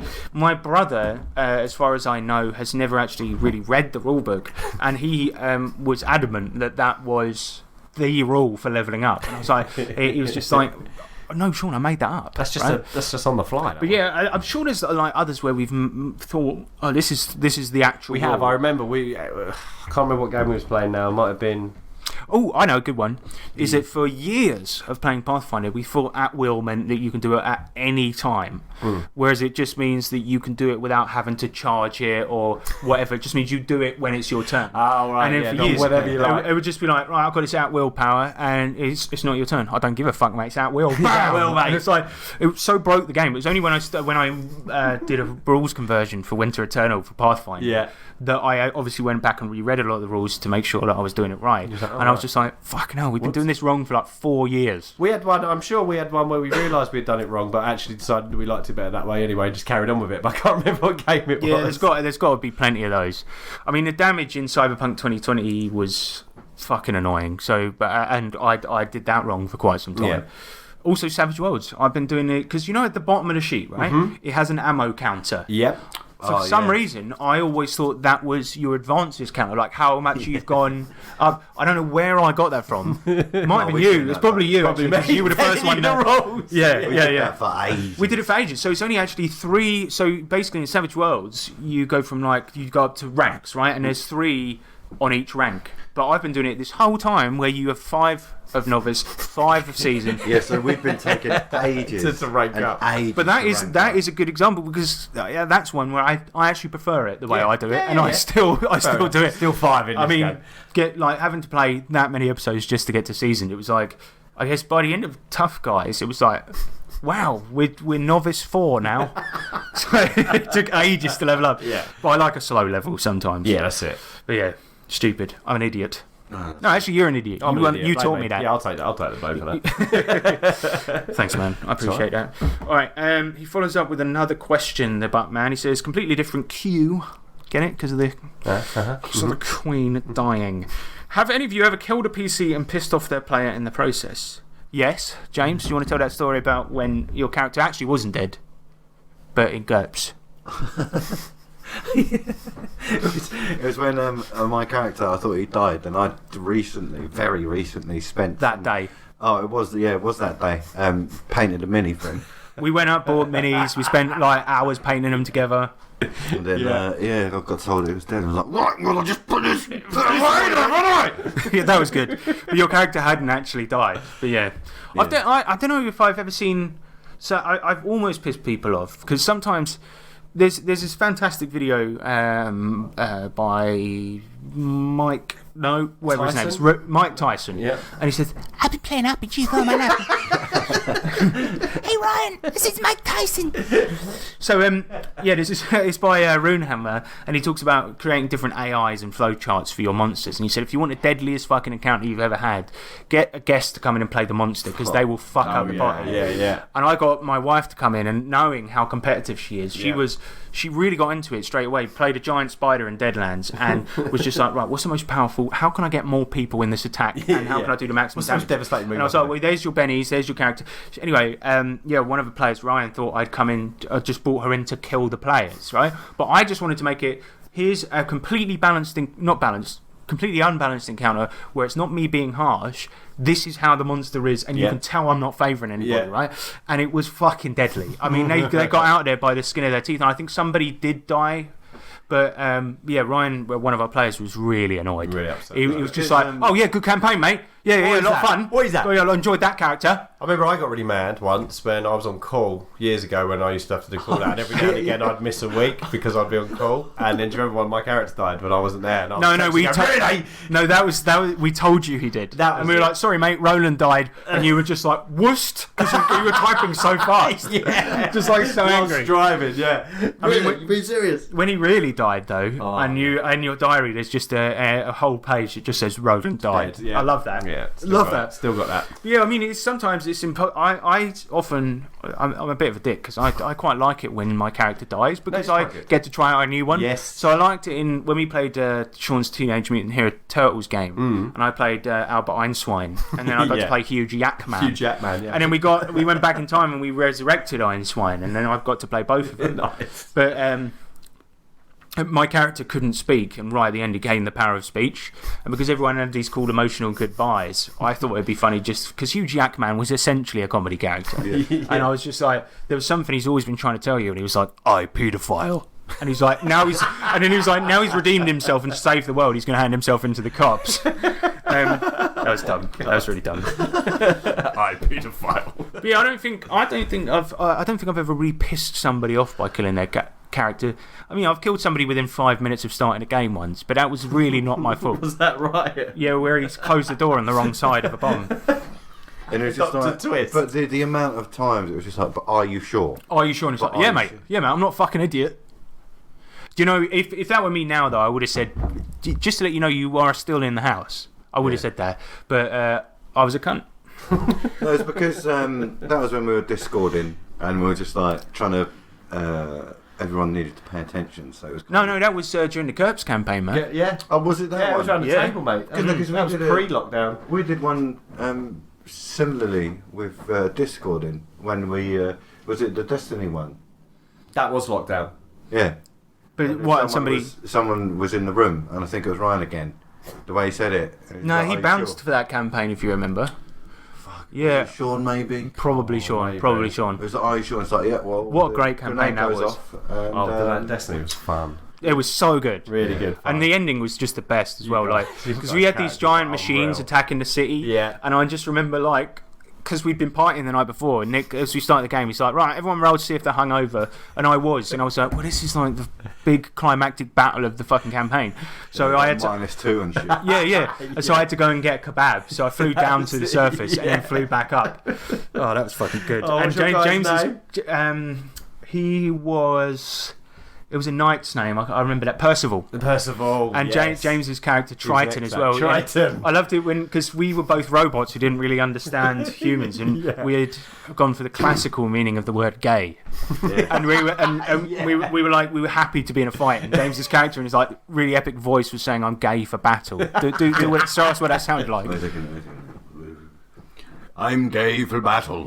I'm like, and my character's like, yes, we shall be gay together. It's so funny. You oil me up. Oh yeah. I was oiling up his leg joints as well. Yeah, that was it. It's funny because that similar thing happened to James's character Engine in the GURPS campaign. Do you remember he went into a brothel and he was like, and they asked if he could. He didn't know what was going on, so he's like, "Can I just have a wash?" And then he's sitting in this in a hot tub, hot tub with a bunch of greased up gay dudes, and he's like, "This is degrading." I love Engine. Oh, he was cool. Oh my god, he was an engineer robot, but the EER had scrubbed off. Yeah, that was good. That was a great campaign and cool characters. But killing players and then being pissed off. We're lucky because people understand.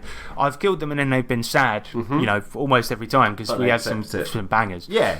Like in the current campaign we're playing, I think it's one of our most fun campaigns in years that my brother's running, and I love the characters so much. I think that even if like your character died, James, I probably wouldn't want to carry on because it would change the dynamic. So he's a leader. He's a barbarian dwarf. Nice. Yeah, barbarian dwarf with like the maddest pace, mate. I've got a pace of 9.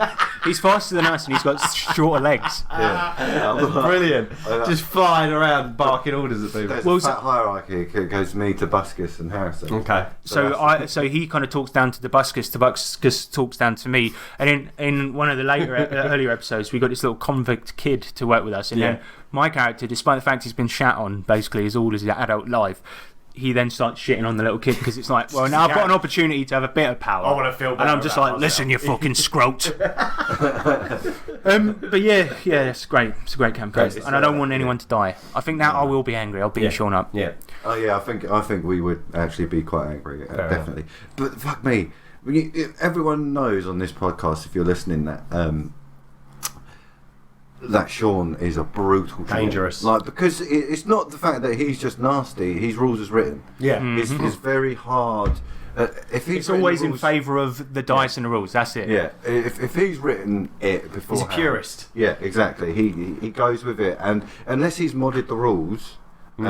Whatever rules exist in whatever game we're playing, that's just it. Yeah. But at one time, he kind of went against rules as written, because and we will get to the rest of the questions, but in his Savage Worlds game, right, there's this sort of wizard guy that we were fighting, and he summons 2 clay golems, right? Oh, yeah. And in Savage Worlds, you have wild cards, right? This is a good example as an answer to. I thought that was the how it was done. Yeah. So you have wild cards and you have extras. A wild card is a main character, and they take 3 wounds and then incapacitated before they die. Have their own pool of bennies. Have their own pool of bennies, and then you have extras who could take 1 wound, and these are your grunts, right? They have no bennies, but they can use the GM's bennies. Yeah.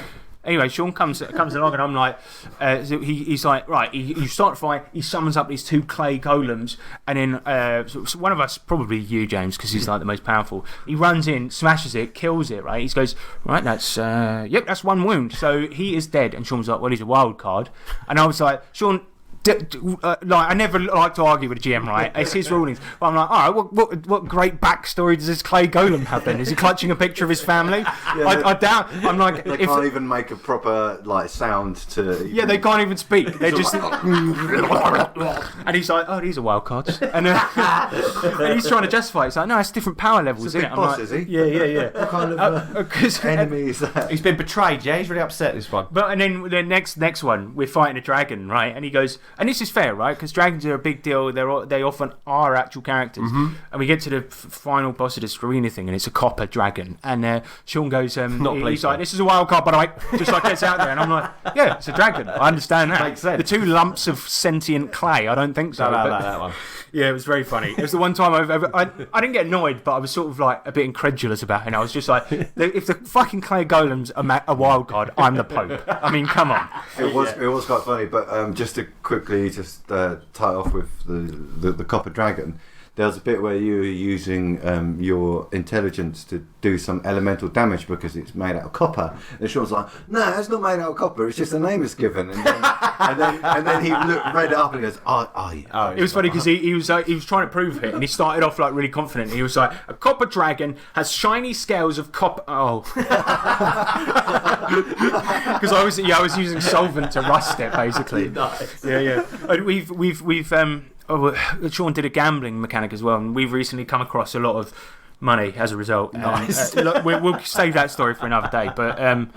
But we keep getting items that will boost up toughness, and we keep giving them to James. So he's got toughness of 14 now. He's got all these rings like armour, like he's just. And I've got this toughness that is unbelievable. And a pace of 9. Yeah, fucking hell. It's ridiculous because then Sean he did like an attack on all of us. It was like a breath weapon from the copper dragon. Yeah, and it was he's like 28 damage or whatever, right? And then he rolls for half, and he just stands there taking it. He's just like, okay, cool. And then me and fucking Tobuscus nearly died. We literally went straight to incapacitated. Had to roll. The amount of incapacitation rolls that happened as well. This is why, rules is written. Kind of, that's Sean all over. But it's also like why if our characters died, we'd just be like, cool. Well, good game. Yeah, it's fair. But I like this lot so much. It'd be really difficult, in all honesty, because we're a small party. Really difficult to feed anyone into the party. Well, that's just it. Because Phil said he wanted to join. I don't think it would make sense because we are. The story is that we're legendary heroes, but nobody knows about the legends. We're the legend of the legend. Oh, I see. Yeah. Oh, you're the legend of the legends. Yeah. Saga the saga. Saga of the legends. The next question comes in from Bargle the Infamous. He says, coolest magic item or equivalent from any RPG system. So the magic item could be like a piece of technology or something like this as well. Okay. I do quite like it in. This is not the coolest. It's not even nearly the coolest, but I do quite like it in Shadowrun because you can get skin implants, like that make it so that you look really young. And we found out that this guy, the players found out that this guy they were tracking down, his wife, they did a bit of research into her background and found out that she was a Cub Scout leader. Yeah. And so they got the dwarf, because he was the shortest, to get new skin put on and shave his beard so that he looked like a baby, so that he could get into this thing. And he went in, and they were just like, "Hello, what's your name?" And he's like, "Hard Point." But yeah, it was wicked. And then what was funny is that they had this code word that was Jenga, and Sean was too far away to where he couldn't hear it, and it got scrambled, so he could hear Hardpoint talking, and Sean was playing Sledge at the time, and he just booted the door of this Cub Scout thing in, thinking he'd said Jenga, that it's time to fucking kidnap this woman. That's right. He bursts in, and he just sees them all playing, and then he just backs slowly out. Yeah, but yeah, that was a good one. What about that one that we remember when we did that review of the naughty D&D book, and there was some sort of spell that didn't it impregnate someone from far away or something? Do you remember? I'm sure that was a Lifted up thing. a skirt. That was another one. Well, one James reviewed. Oh no, for us. derobing. Yeah, that was spell it. of derobing. I think it was one James reviewed. It was the Encyclopedia of Blue Magic, where it had more of the silly spells, and one was a disrobing. I mean, that's a good spell. That's a good spell. It's not a magic item, That's a good one. but It's not you could have a scroll of derobing. You're just like, hey, give that a read. Yeah, give that a little read. Yeah, because we've realised it's a good embarrassment technique, and we actually use it quite a lot as like in general. We have done, you know. Like, well, in Route, you did it to one of the NPCs. Did it quite a few number of times. Just like pull the belt off so the trousers fall down, and they get embarrassed. So it's that kind of thing, you know, that kind of slapstick stuff. Yeah, it's a good. Well, like the bubble gun. Bubble Gun's a great one, and I was watching the movie Airheads, which is not a very good movie, but it's a movie I'm really fond of. You know, it's got Brendan Fraser and Adam Sandler, and they're in a metal band. Anyway, they have these guns, and they fill them with hot sauce. And I've always thought, like in so many games, you can buy a squirt gun, fill it with whatever you want, but nobody does it. And the bubble gun, imagine doing that. It's like it'll turn any liquid into a bubble, and it'll float. And it's like, that's amazing. Put a bit of bleach in there, put a bit of hot sauce in there for the non-lethal option. That'd be fun. It's fucked up, but that's a good one. It sort of counts, but when you got to a point in Ravenloft where Grimwald could very reliably summon one of the higher levels of levitate, and you spent the latter half of the campaign basically flying to the end. Yeah, on a disc. And I remember, like, there was one point where you sent Butler across a bridge, and it was really rickety, and he nearly died about 5 times. And you're like, no, don't fancy that. Levitate. I just flew across it. So you could have just let me out. That was so funny, man. That was a good one. Other magical items. There was a sword that would tell you how many people were in the room you were in. That was a good one. To ferret out people that were hiding.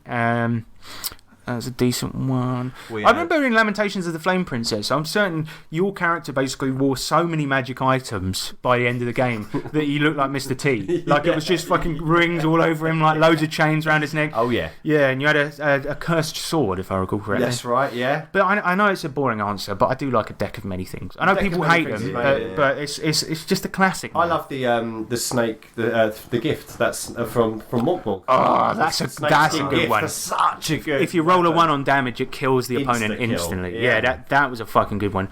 Talking sword as well. I mean, it's not really. There's no real tactical advantage to that. In fact, I would say it's a disadvantage. But don't shut up. But it's a fun sword. Swing me! Swing!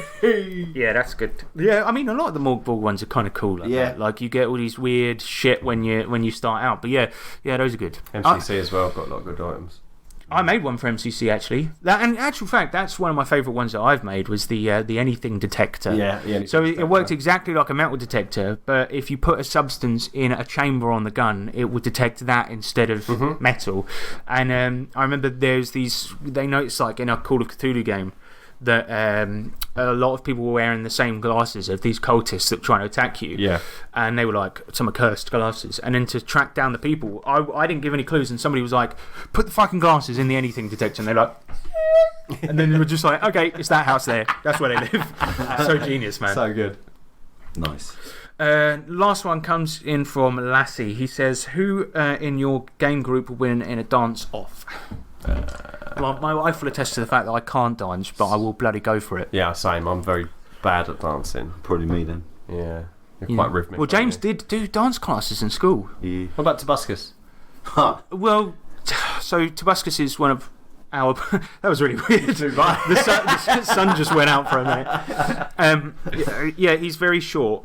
I've not seen. Actually, have I seen him dance? Must have seen him. Probably. Dance. You've seen him dance like a butterfly when you were having a fight. Oh. And I beat the shit out of him. I actually saw something funny the other day that was on Xenoblade Chronicles. Like you pick up a lot of things from the ground, like materials and things that you might need. Yeah. And I think for those and the enemies, some of them are randomly generated, but I'll get to the enemies in a minute. But I found one the other day. I was like walking across this grassy field, pick up an item off the floor, and it comes up in the description. It just says bloody face, and I was going to text it to the group and be like, when I fought Tobuscus. But yeah, it was funny because so I think the names are randomly generated because there's like one where you'll get these quests that are like to kill a legendary monster, and all the legendary monsters have a name, right? Yeah. Which on its face doesn't sound that bad, like Smaug, for example. You wouldn't just call him a dragon. But in this, it's like they're like, go and kill this. What it is, the monster is like a nebula of planets that is moving around, and you have to go and somehow beat it to death with physical weapons. Okay. You're never going to guess what the name is. You just won't guess it. But it's Flabbergasted Jerome. What? It's a nebula called Flabbergasted Jerome. I just can't believe it. Flabbergasted Jerome. Yeah. I just can't believe it. It's insane. I can't believe it. I think I've got some other ones as well that I thought I took a screenshot of, but it's mental the level at which this generator works. And I can't imagine that Flabbergasted Jerome sounded good when they were making the game, but nonetheless they went for it, and I respect them. But I can't remember what the other one was, but yeah, I found another one the other day that was pretty funny. But yeah, but Dance Off James, when he has had dance classes, and they mocked him. Yeah, but he was in there with all the women. Well, exactly. Who's There's laughing? right. And you ended up kissing one of them on the mouth. What? If you're listening, Sophie, shout out to you. It was Sophie, wasn't it? I don't know. Did she do the dance? It was her. Ginger. No, she did for a bit, yeah. Because I remember her having a fallout with Becky in the dance class. Fascinating stuff. Brilliant. Really riveting. Just like a documentary on how boats are made. Ooh, yummy. Alright, let's do an outro, shall we? Bitch, I'll be bitch, oh yeah, I'll be bitch. Casamigos got us rocky, bitch, we bout to flock some shit. Fa la la la la la, flockin' shit, we flickety flockin' shit. Niggas know me, I'ma pop my shit with sweetie swapping sticks. So this is going to be one of the weirder episodes, but I hope you liked it, basically, you know what I mean? Yeah, pretty much. I mean, it was going to be off topic, and we ended up speaking about RPGs quite a lot, but I think that's all right. I think that's all right. So I semi-off topic. I mean, to be perfectly honest, the normal scheduling will resume next time. We're going to do an actual play. It's just been a bit shit recently because we could not do them, basically. Yeah. Oh, I've just seen the name of the other enemy from Xenoblade. Just read that picture out for me, Nick. Will do. It's Splendid Bottis. I thought it was Splendid Botis. Splendid Botis. Splendid Botis. And it's like a flying mech called Splendid Botis. I don't know what kind of crack they were smoking, but I would like some of Splendid Botis. Splendid Botis. All right. This has been Brian Batundi. Thank you for listening to my podcast.